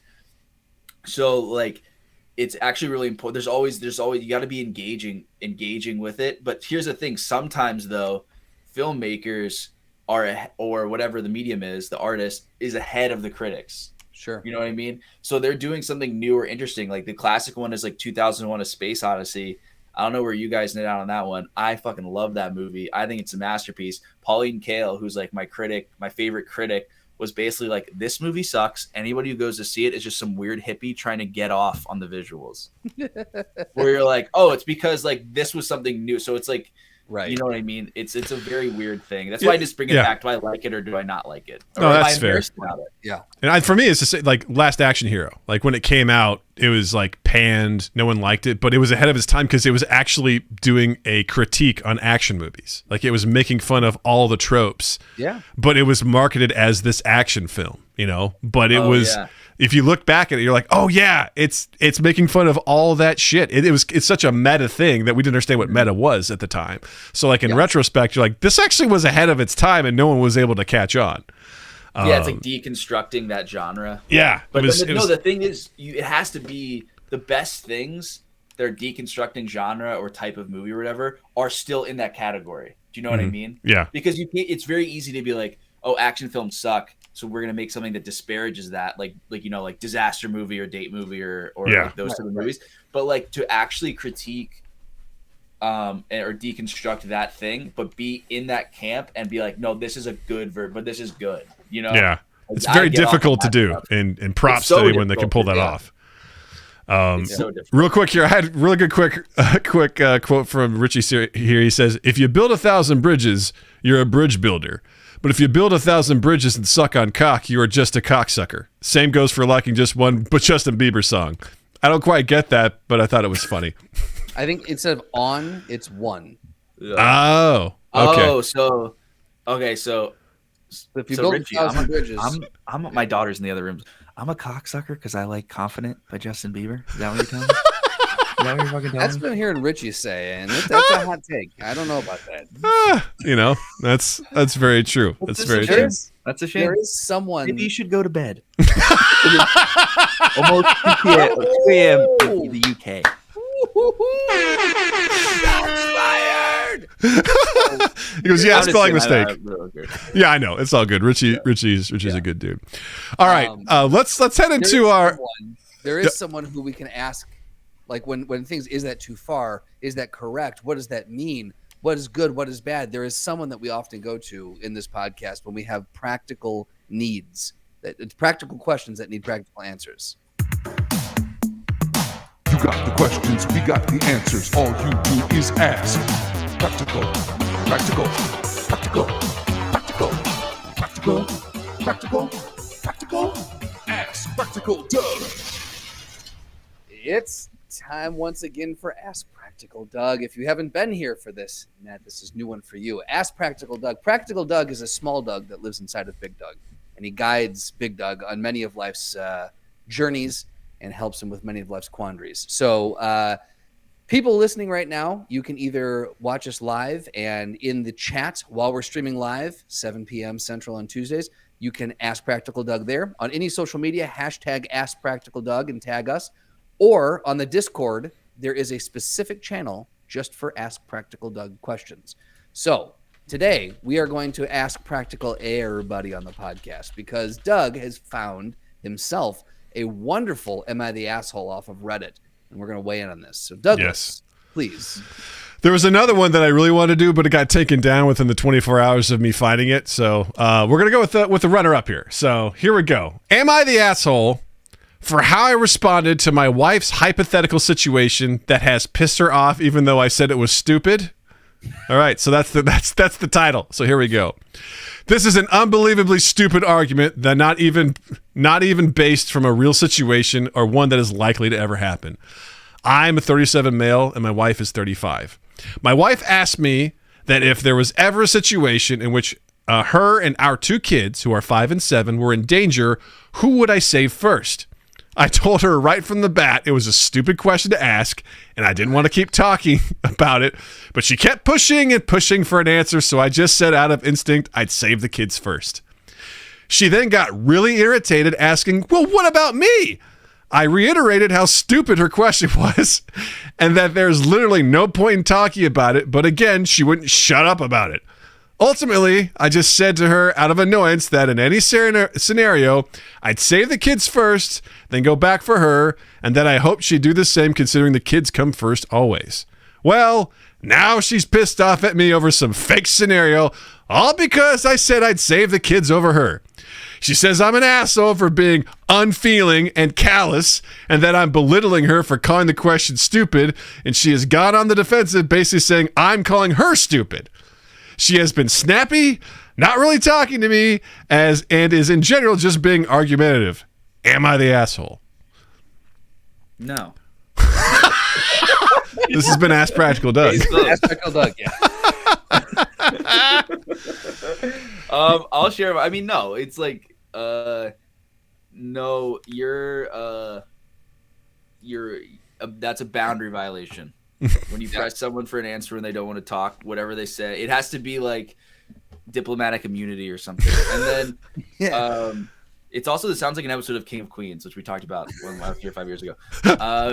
But no, I think like here, and my point of view is like, yeah, like the kids come first in survival. They don't necessarily need to come first always. You gotta be still got to be dating your wife. You know what I mean? But I would say no. You can call off sides because that was a boundary violation. You were forced to talk when you didn't want to talk, and your answer is perfectly viable. No, you're not an asshole. I have to agree from Practical Doug. Number one, like, first of all, I love the way that you said that this is a boundary violation. This person's like, I don't want to participate in this. And as someone who has borderline bullied Justin's business partner, Drew, to weigh in on hypotheticals like this, he is a huge baseball fan. I was like, all right, Drew, get this. What if we changed baseball to where you have, like, if someone hits the ball and they're running, you could actually take the ball and peg the person. Like, you know, just go for it and just, like, nail them. Because it changes everything. Because it's like, if you're going to steal a base, you could get fucking slammed with this ball. And you have people that just are so good and they're like dodgeball guys. They're just getting, he's like, I don't want to talk about this because it will never happen. This is dumb. I'm like, yeah, but what if he goes, I don't want to talk about this. And I would just try to get him to talk about it. So in that vein, I understand the hypothetical if it's just a silly hypothetical. In this situation, this guy's like, I don't even want to think about this, right? It's like saying, hey, which kid's your favorite? Because let's face it, there is one. And it can change over time, but you got a favorite. You know, I mean, like, if they're like, listen, this is a what if that I don't want to play, and then you don't like their answer when they finally give it, sorry. I'm sorry they didn't give you the answer that you wanted from this hypothetical scenario. Like, it's also a leading question, right? You clearly, you know what I mean. Absolutely. It's like, yeah. So I'll say this. I'll put the caveat on this because I agree with both of you, but I'll put the caveat on that he could have probably tried to shoot this conversation down in a little bit gentler way. I don't know what you mean. This is a stupid question. Like it is intimating that she is like it's belittling her. Like it. In like it could be taken that way. Basically, you're setting up. No matter how you answer now, she's always got that in the back of her in the back of her satchel. I agree with that, but then I will say I think we're being really loosey goosey with the transitive property. If you're saying because you said this question is stupid, you're saying I'm stupid. Like, have some self-esteem. I totally hear that. I hear that. I'm just saying, very loosey goosey with the transitive property. All right.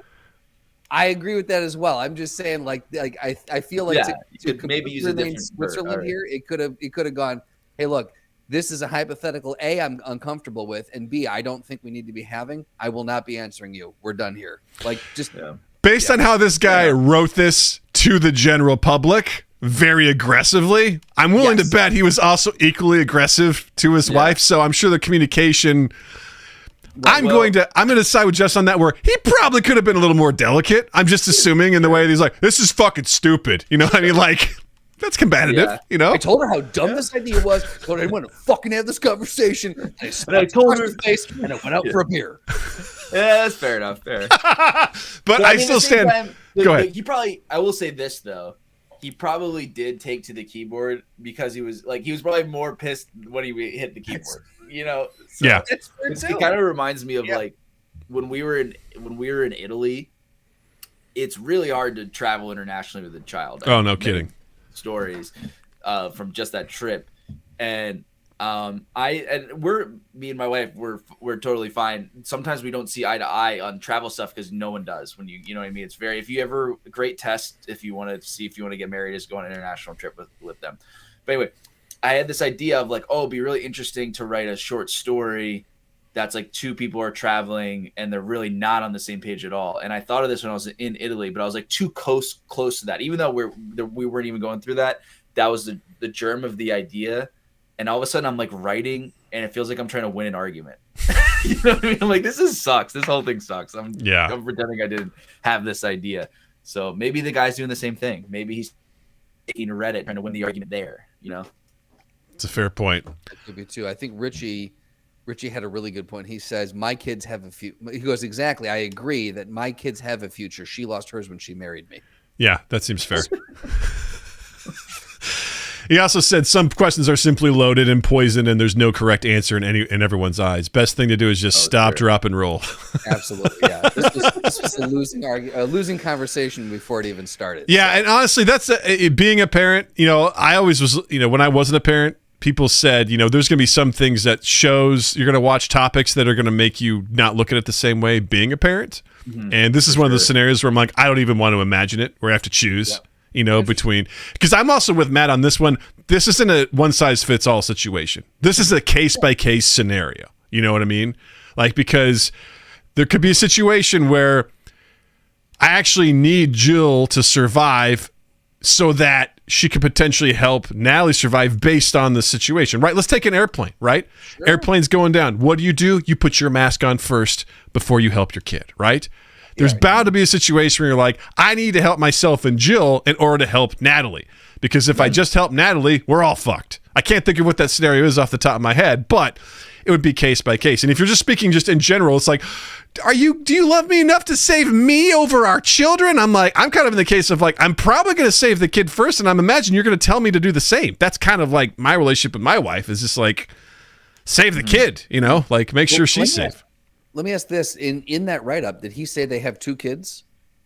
Yes, 5 and 7. Yeah, 5 and 7. So really the question is, out of the 3, which one gets saved? Oh, That's boy. the true question that she should have. Yeah, she's assuming he's going to save both kids. Yeah.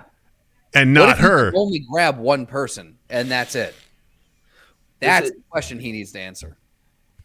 That reminds me so much of this philosophy class I took in college, where it was like we were talking about all this stuff. It was this exact scenario. It was like, okay, basically the question was, it was like, if you're in a sinking boat and you can save like 3 people or just your wife, who would you save? Oh yeah. And people were trying to be like, maybe impressive and be like, you have to save the most lives. And then the teacher was like, wrong. Like basically like Aristotle and Plato, they would say totally fine to save your wife. That's your fucking wife.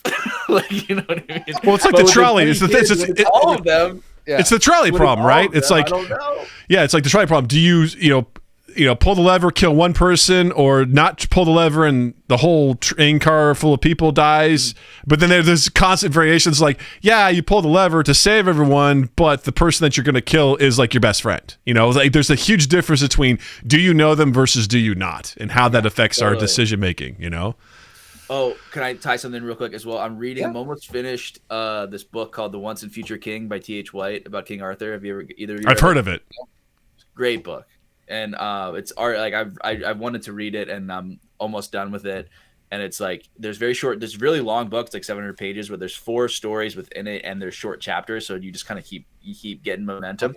Yeah. And there's one part. There's a knight who at one point there's they're not allowed to hit it, you know, back in the day. If they're your knight, you're not supposed to. You have courtly love with the maidens. You protect them and you flirt and make meaningful eye contact, and that's keep it. Your sword in your sheath. Yeah. It's just butt stuff only, you know? Yeah, exactly. Yeah. And there's a knight who these 12 women say, like, this woman says, if you don't like have sex with me, all 12 of us are going to jump off the top of this tower. And he refuses to do it. And he's like, I don't want to break, you doing that is completely your decision. That's fucking crazy. I'm holding true to myself, and I'm not going to do it. And everyone's like, all his other knights are like, dude, just bang her. Like are you kidding? Like, bro, just get in. You're saving lives, man. Yeah. You're saving lives here, you know? Exactly. And he goes, nope, I'm not going to do it. And then they're like, damn, I mean, all right. And then turns out all the women were fiends, which is like a deity, like a fucking, I don't even like, almost like ghosts. So it was all. We played Dungeons and Dragons. We know. Yeah, he lost his he would have lost his virginity, and the thing is that comes at the end. If I can spoil some of it, yes. Is it him? Does he come at the end? It's not a big spoiler because it's actually it's funny because it's such a big thing, but it's really not a big deal in the book. Is the Holy Grail becomes part of the 3rd story, and the only people who can seek the Grail, then all these different knights get close and they have different adventures and get in trouble or get killed and all this stuff. The 3 of them who make it to the Holy Grail still have their virginity, and he wouldn't have been able to see the Grail had he had done that. So it's a really fucking great book. And because of that, he got to fuck the Grail. So And that he did. yeah. Whole hog. But the Once and Future King, really, really good book. Especially the ending, Yeah. because at the end he just gets to the grail and Oh my god, I'm gonna buff. and then that's all over, Yeah, exactly. Well, I think we got to the Ask Practical Doug. He's not the asshole. Ta-da-da! We did it. Huzzah! That was amazing. All right. This is the part of the show where we open things up for recommendations. So, Matt, obviously you've been talking about some stuff that you've been reading, watching. Heck, even promote some of the stuff that you are doing. What would you like to recommend for people to watch, read, listen to? Anything, what would you recommend to folks? Oh, man, I got so much. It doesn't have to be a whole bunch of stuff. It could just be one thing or two things, whatever you want. Whatever you think right now people should be checking out. This is the part where I want to seem cool and pick the coolest thing. Oh. I do think my podcast, I'll just throw this out there, the Filmworms podcast. So it's about book. It's like book to film adaptations. We talk about the author, we talk about the filmmaker, and we talk about other works and if the adaptation was faithful or if that matters, etc. That getting some really good positive feedback that's encouraged a lot of people to write or read and watch more interesting stuff. And I feel like our best episode is Inherent Vice, and that's a movie I really like that most people don't. So tying back to our guilty thing or whatever, I'm not embarrassed, but most people don't like that movie. I fucking love that movie. And if you watch Inherent Vice, and if you just watch it and you go, don't worry about understanding the plot. The plot is very, very complicated and convoluted. Just watch it for the performance and the language. You'll really dig it. So I'm going to say watch Inherent Vice. Okay. It's a noir film in the 70s. It takes place in Los Angeles, and it's really, really funny. And it's one of my favorite movies. So I'll say Inherent Vice. Maybe check out our podcast. Reading. I would say I would either read the books that are coming to mind are the Once Future King was really good. I would check out All My Friends Are Going to Be Strangers by Larry McMurtry. Really good movie, a book about a writer. It's a great cautionary tale. It's a really fucking good book. I would also suggest checking out, we haven't done this one yet, but we're going to, is White Noise. Wasn't the biggest fan of the film. One of my favorite all-time books. Super hilarious. So that would be my things to recommend. Dude, that's a great list of stuff. Yeah. So cool. Nice. Well, y'all heard it. Fucking follow Matt's advice and check out all those things. Justin, what do you got to recommend? I think you and I are recommended the same thing today. So do you want to do it on 3? Yeah.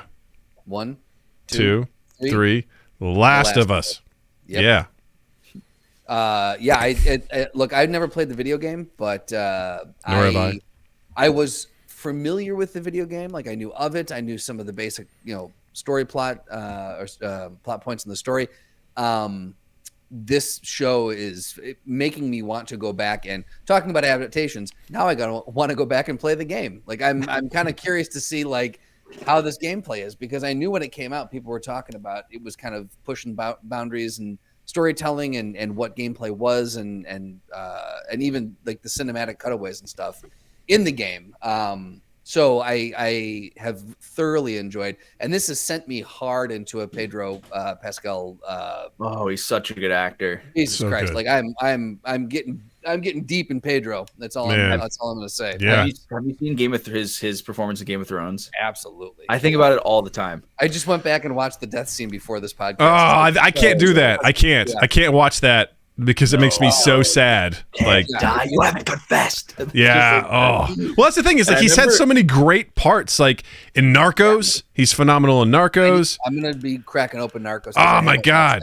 He's so good in all that stuff. And I mean, I've seen so many clips from sketches in his SNL. The Mario Kart thing. So many sketches. He was killing, like Me, I'm just Mario. sketch after sketch after sketch. I just keep seeing pop up. I'm like, God, these are fucking great. Like they killed it. He killed it. Yeah, It was a satisfying episode to watch. same thing. Like I didn't play the game. I watched my brother play the opening sequence, which blew my mind and broke my heart. He goes, "Yeah, that's how the game starts." And I'm like, "Holy shit!" And I'm familiar with like what happens at the end of the first game. I know some of the spoilers from the second game and things like that. So it's a very interesting like story. And I feel like, again, without having played the game, like just visually, I think it's wonderful. The acting's phenomenal. There's a lot of heart that goes into this. It gets you emotionally connected. It's one of those things where Can we just? I mean, there's you see constant clips of people who just got done watching episode 3 and they're just in absolute tears, and you're like, wow, that's the kind of shit that these showrunners and these networks just jerk off to. They're like, everyone's talking about it, They're like, yes, you're going to get renewed for a second season after that sort of shit. So it's still going. Episode 4 is out as the time of recording this, so it's still ongoing for first season. But so far, I'm into it. I get excited to watch it. I kind of like everything being done so I can binge watch it. But I'm watching this every week, being like, all right, new episode's out. Let's check this out. I want to know what's going on. It's cool to look for. I haven't seen it yet. It's really hard. My wife does not like anything violent. Yeah, I get that. Yeah. Yeah. So that's fair. It's not. No, I mean to a certain extent, because what are we talking? No, I mean, it is fair. I'm really losing credibility because when we first started dating, I was hitting her with like great films that she really loved, like Frances Ha and like The Puffy Chair and like just different, like hitting her with all these quirky rom-coms. And then like I tried watching with her. Well, it's not even that, The Beguiled. Oh, sorry. What? Have you seen The Beguiled? No. Great movie, 2017, Sofia Coppola, and there's someone who gets a leg amputated. Okay. Oh God. And it really upset my wife Corey. And then 3 weeks ago, we're watching the Banshees of Inisherin. We both seen that. I really wanted to watch it, and I have a best friend from growing up who just like doesn't talk to me anymore. And it's really confusing, and I'm like, I need to watch this, and maybe I'll get over this. Because I just feel like it's just like I don't even have it's just this thing where he like I'm texting him and he doesn't respond anymore. But I don't even know if I have the right number, and I'm like, it could be all in my head, or he just doesn't want to be my friend anymore. But I'm kind of confident he doesn't want to be my friend anymore, and I don't really know why. I'm like, I'm watching this because I want to try to have some catharsis. And Corey's like, I'll watch it. Is there any amputating? And I'm like, oh no, it's a joke. She says it now, and then the whole movie's about this guy cutting off his fingers. And she was like, what the fuck, dude? I'm so sorry. I love it. I'm so sorry. Oh, my God. I'll say this. My wife also has she's not as into violence as on-screen violence as some.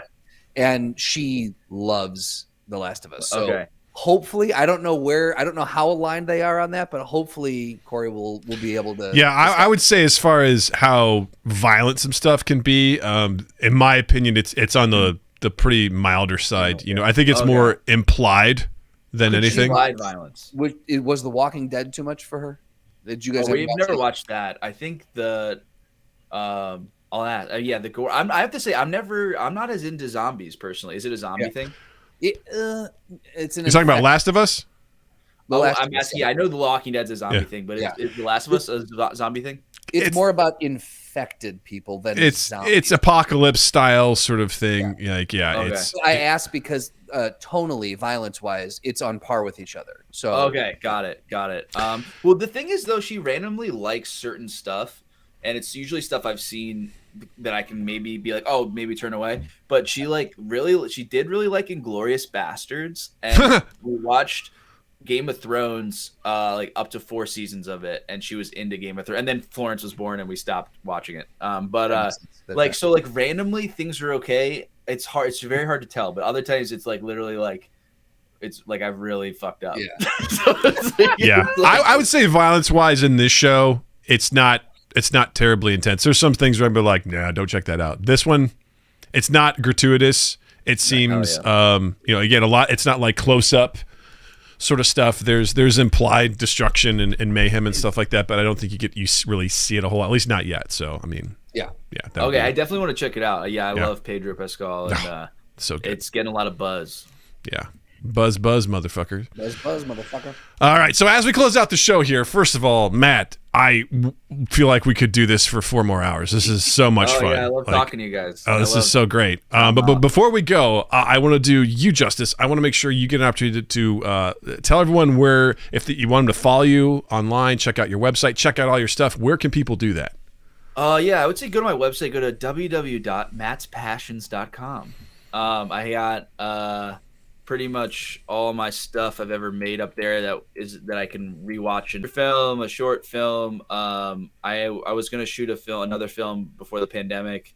So I got like kind of the proof of concept there. I got 2 short stories, got some scripts, got links to my podcast. I got my rap albums. I got like sketches and shorts. I've got art I've made. I've got random stuff I've appeared in, and then I got a list of my favorite films and novels. So I would say the best place to do that is mattspassions.com. I love it. That's so good. I also forgot to mention Matt, phenomenal rapper. You should absolutely check out his shit, man. I went to your website. I'm like, oh shit, I forgot about this, and I had fun listening to your stuff. So. Oh hell yeah. It's fun to make it. Absolutely. And as far as checking out Mind Gap Podcast, you can follow us on all social medias at Mind Gap Podcast. You can check us live stream at youtube.com/Mind Gap Podcast. That's podcast on Tuesdays at 7 p.m. Central. I host a video game stream on Fridays at 8 p.m. Central. We've done some Red Dead Online live streams, which have been very fun, full of content. Look out for some shorts coming out soon of our recent endeavors. It was wild times, where I got to play my character Andy America, everyone's favorite American, and all that other stuff. So check us out live for our live streams. If you're enjoying this stuff on YouTube, please hit the like button. Please hit the subscribe button. We surpassed 300 subscribers, and we're climbing, so thank you for all of that. If you're listening to this, please rate and review, all that sort of stuff. We greatly appreciate that. And as always, check out the link in the description for our Discord, for our merch, and for our Patreon. And don't forget to follow Justin online as well. On Instagram, it's at Justin_Michael, spelled Mikel. It's the fun way of spelling it. And while you're in the online realm, check us out on all the platforms where you can find and consume quality podcasts. Go ahead and share us around, rate, review, subscribe, all those things we ask you to do every week. And then 2east8th.com and 2east8th on all social media, as well as loveandimprovfilm.com and loveandimprovfilm on Instagram. Nice. Once again, Matt, you're a goddamn treasure. An American treasure, and it's so much fun having you back on here. And let's not wait another 5 years. How about that? Yeah, and anytime you guys want me on, I'm down to do it. So thanks for having me again. It was great to see you both. Absolutely, because we're gonna get you back in soon. Don't you worry, because this is just it's too much fun for this short amount of time. So with that being said, I want to say, Justin, thank you. Real quick, Doug. Yeah. I'm glad we kind of trashed SMS a little bit. You know what? Me too. I'm glad we just called it out by name, because you know what? It deserves it. So okay, you can sign off. I just wanted to get that in there. No, that's fine. It's totally cool. With that, I'll say, Justin, thank you. Douglas, thank you. Chat, thank you. Listeners, thank you. And you all have a dandy fucking week. And that was the recording. We did it. Da-da-da-da! Your average psycho. Magic Pineapple's at the end. What's up, psycho? Thanks for stopping by. Moon, thank you for hanging out with us tonight. I want to say, Richie, thank you for hanging out with us tonight. Slotty, thanks for stopping by. You all are great, especially y'all just hanging out in the UK with it being so early in the damn morning. You all are just magical folks. Appreciate you. And I just want to thank you for always. It's a pleasure having people hang out with us during the stream and interact with us. It makes everything just that much more special. Thank you, Richie, for a great episode. Thank you. Nearly 3 a.m. You're troopers. Beyond that. Well, we're gonna go ahead and sign off now. We went long, and I'm happy we did, because that was fun. This is one of those episodes where we had a lot more planned, and it went out the fucking window, and I'm thrilled that it did. This is what our podcast is all about. We have a plan, and if we decide to abandon it, we do, and it makes it all the better, because it's honest conversation, baby. Yeah. All right, gang. Well, I will see you all on Friday for the video game live stream. It's to be determined what we're playing. Maybe Red Dead Online, maybe another game. We'll see. We'll find out. But you all be cool. Stay safe, and we love you, and we'll see you next time.